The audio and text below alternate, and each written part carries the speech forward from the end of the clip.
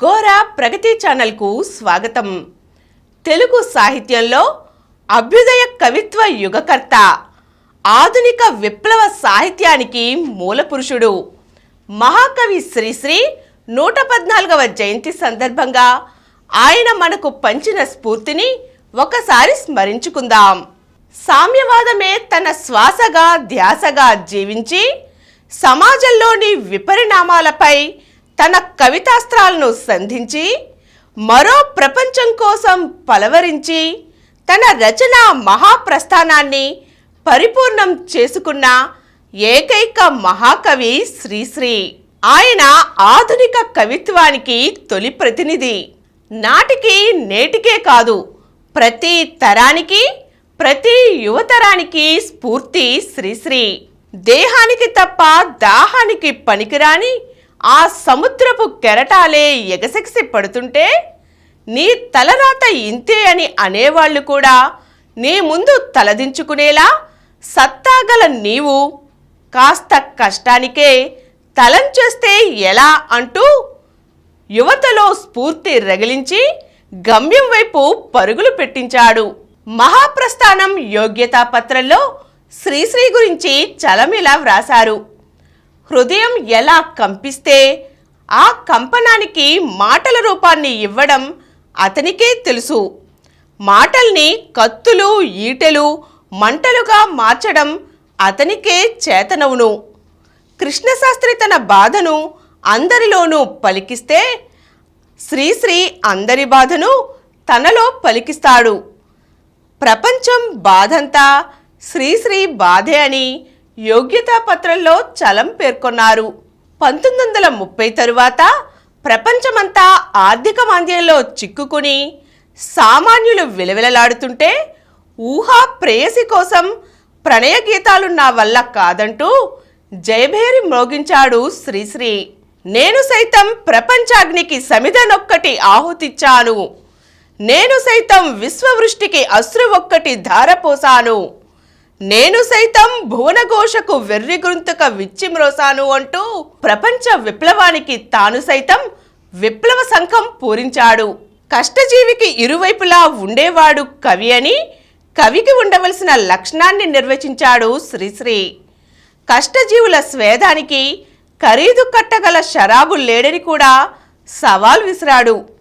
చైనాలోని రిక్షావాలాను, చెక్ దేశపు గని పని మనిషిని, ఐర్లాండ్లోని ఓడ కళాసీని, మొత్తంగా ఖండాంతర నానా జాతుల్ని, అణగారిన అర్హులందరినీ తన కవిత్వంలో స్పృశించాడు. సామ్రాజ్యపు దండయాత్రలో సాహసించిన సామాన్యుడిని, ప్రభువెక్కున పల్లకీ మోసిన బోయీలను, నైలు నది నాగరికతలో సామాన్యుని జీవితాన్ని ఇలా అందరి గురించి ప్రశ్నించాడు. తాజ్మహల్ నిర్మాణానికి రాళ్లెత్తిన కూలీల పక్షాన తాను నిలబడ్డాడు. బలవంతుల పన్నాగాలు, ధనవంతుల దౌర్జన్యాలు ఇక ముందు సాగవని హెచ్చరించాడు. బతుకు కాలి నలిగిన హీనులను దీనులను ఓదార్చిన మహామనిషి శ్రీశ్రీ. కష్టజీవులకు కర్మజీవులకు నిత్యమంగళం నిర్దేశించాడు. గనిలో వనిలో కార్ఖానాలో పరిక్రమిస్తూ పరిప్లవిస్తూ ధనిక స్వామికి దాస్యం చేసే యంత్రభూతముల కోరలుతోమే కార్మిక ధీరుల కన్నుల నిండా కనకనమండే నిప్పు రవ్వై రగిలాడు శ్రీశ్రీ. అంతేలే పేదల గుండెలు అశ్రువులే నిండిన కుండలంటూ బడుగుల జీవితాలను తడిమాడు. పాతపడిన భావాలను లోతుగా పాతరవేయగా మహిళా లోకాన్ని కదిలి రమ్మన్నాడు. నెత్తురు మండే శక్తులు నిండే యువకులను తన మరో ప్రపంచానికి ఆహ్వానించాడు. వాళ్లను రాబోయే యుగపు దూతలుగా వర్ణించాడు. మరో ప్రపంచం మరో ప్రపంచం మరో ప్రపంచం పిలిచింది, పదండి ముందుకు పదండి త్రోసుకు పోదాం పోదాం పైపైకి, కదం త్రొక్కుతూ పదం పాడుతూ హృదంతరాలం గర్జిస్తూ పదండి పోదాం వినబడలేదా మరో ప్రపంచపు జలపాతమంటూ యువకులందరినీ మరో ప్రపంచం వైపు పరుగులు పెట్టించాడు. ఇలా ఒకరేమిటి, ఆ మహాకవి రాయనిది ఎవరి గురించి, పాడనిది ఎవరి మీద? అందుకే ఆయన 20వ శతాబ్దపు మహాకవిగా కొనియాడబడ్డాడు.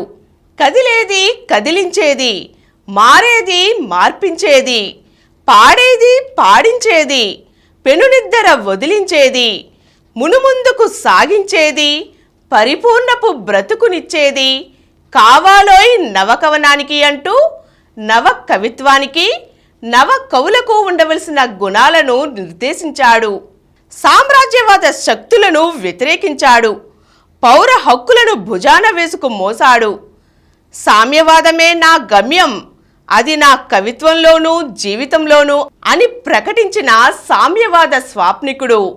సామ్రాజ్యవాద కాంక్షతో రగిలిపోతున్న కొందరి చేతిలో సామాన్యుల జీవితాలు ఎలా బలయ్యాయో ఇలా వివరించాడు. కూటి కోసం కూలి కోసం పట్టణంలో బ్రతుకుదామని తల్లి మాటలు చెవిని పెట్టక బయలుదేరిన బాటసారికి 3 రోజులు ఒక్కతీరుగా నడుస్తున్నా దిక్కు తెలియక నడి సముద్రపు నావరీతిగా సంచరిస్తూ సంచలిస్తూ దిగులు పడుతూ దీనుడవుతూ తిరుగుతుంటే గ్రుడ్డి చీకటిలోన గూబలు గూకరించాయి. వాన వెలిసి మబ్బులో ఒక మెరుపు మెరిసింది. వేగుజామును తెలియచేస్తూ కోడి కూసింది. విడిన మబ్బుల నడుమ నుండి వేగుచుక్క వెక్కిరించింది. బాటసారి కలేభరంతో శీతవాయువు ఆడుకుంటోంది. పల్లెటూళ్ళలో తల్లికేదో పాడుకలలో పేగు కదిలింది అంటూ సామాన్యుణ్ణి బలి తీసుకున్న ఈ సమాజంపై తన ఆవేదనను వెళ్ళగక్కాడు. గర్జించు రష్యా, గాండ్రించు రష్యా, పర్జన్య శంఖం పలికించు రష్యా, దౌర్జన్య రాజ్యం ధ్వంసించు రష్యా, లేలే రష్యా, రారా Russia, Russia Russia Russia Russia అంటూ సామ్యవాదాన్ని, కార్మిక స్వర్గాన్ని కలగన్న రష్యా మేల్కోవాలంటూ మార్క్స్, ఎంగెల్స్ మహాప్రవక్తలై మానవ పురోగమన మార్గాలు తెరవగా లెనిన్ తపస్సు, స్టాలిన్ సేద్యం, జ్వలించిన ఫలించిన సముజ్వల తేజం, యునైటెడ్ సోవియట్ సోషలిస్ట్ రాజ్యం, స్వాతంత్ర శత్రువుల గుండెల్లో బల్యం, పరపీడనాపరుల ప్రాణాల భైరవి, రారా రారా రష్యా, లేలే లేలే రష్యా అంటూ రష్యా విప్లవానికి తాను గొంతు జోడించాడు. సామ్యవాదాన్ని సమర్థిస్తూ ఎన్నో అద్భుత కవితలు రచించిన శ్రీశ్రీ మహాకవి మాత్రమే కాదు, ధన్యజీవి కూడా. అంతే ఇంతే స్వప్నం, అన్నీ ఒకడికి బదులు అంతమందికి అన్నీ, అదే స్వర్గమంటాను నేను, మీ ఇష్టం. ఈ దాత్రిని చెయ్యవచ్చును స్వర్గంగా, చీల్చవచ్చును నరకంగా, ఏం చేస్తారో సరి, మరి ఇక మీ ఇష్టమంటూ ముగింపు పలికాడు. అందుకే ఆయన ఒక నవయుగ వైతాళికుడు, ఒక యుగకర్త, ఒక దార్శనికుడు. ఆయన చేసిన అనువాద కవితలు ఆయన బహుభాషా కోవిదుడని చెప్పకనే చెబుతాయి. ఆనాటికే కాదు, ఈనాటికైనా ఉద్యమాలకు ఆయన గేయాలే స్ఫూర్తి. అనేకులకు, అశాంతులకు, అనాథులకు, అభాగ్యులకు ఆయన కవిత్వం ఒక మంచి టానిక్. జీవితంలో ఓడిపోయిన వారికి ఆయన గీతాలే దిక్కు. ఆయన ఈ జన సాహిత్య సముద్రం మీద చేసిన సంతకాన్ని ఏ గాలి చెరిపివేయలేకపోయింది. ఆయన సాహిత్యాన్ని, భావజాలాన్ని భావితరాలకు అందించడమే ఆ మహాకవికి మనం సమర్పించే ఘన నివాళి అవుతుంది. ఈరోజు మనం మహాకవి శ్రీశ్రీ విప్లవ శంఖారావాన్ని ఎలా పూరించారో ఆయన జయంతి సందర్భంగా తెలుసుకున్నాం కదా. మరో చక్కని అంశంతో మళ్ళీ కలుద్దాం.